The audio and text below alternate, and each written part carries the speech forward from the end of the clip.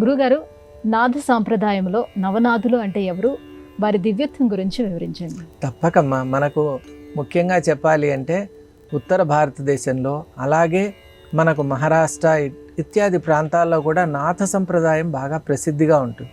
నవనాథులు అని చెప్తే వారు నాథ సంప్రదాయం అంటే ముఖ్యంగా దత్తాత్రేయుని యొక్క సంప్రదాయం. వారందరూ కూడా మహాయోగి కులానికి చెందినటువంటి వారు.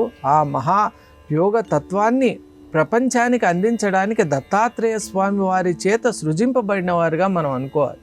వాళ్ళు మత్స్యేంద్రనాథుడు, గహనీనాథుడు, అలాగే గోరఖనాథుడు, అలాగే మనం చూసినట్టయితే జలంధరనాథుడు, కఫినీనాథుడు, అలాగే భర్తృనాథుడు, చర్పటినాథుడు, అలాగే నాగనాథుడు, వీళ్ళందరూ కూడా చూసినట్టయితే రేవణనాథుడు, వీళ్ళందరూ నవనాథులుగా మనకు సంప్రదాయం పరిచయం చేస్తుంది.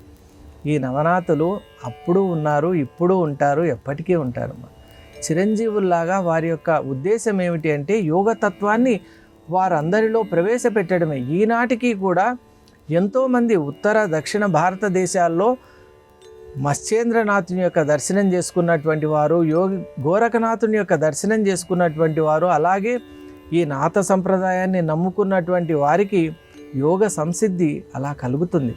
మనం చేసేటువంటి జపానికి వారందరూ కూడా ఉపయుక్తంగా ఉంటూ మనకు కలిగేటువంటి దుష్టమైనటువంటి భావనల్ని అంతరంగంలో నుంచి తొలగించేటువంటి ప్రయత్నం చేస్తూ ఉంటారు. నిజంగా చెప్పాలి అంటే దివ్యమైన దైవశక్తి అనేటువంటిది నడిపించకపోతే అసలు మనం సాధన చేయగలమా? ఈ ప్రపంచమంతా మాయామాత్రం ఇదం జగత్ అని, ఈ మాయా ప్రపంచంలో ఒక్కసారి భగవన్ నామం మనం చెప్పగలమా? ఒక నిమిషం కూర్చొని సాధన చేయగలమా? ఒక మంత్రాన్ని మనం ఉపాసన చేయగలమా? ఇవన్నీ మనం చేస్తున్నామంటే అంతరంగంలో నవనాథులు లాంటి యోగులు ఉన్నారు.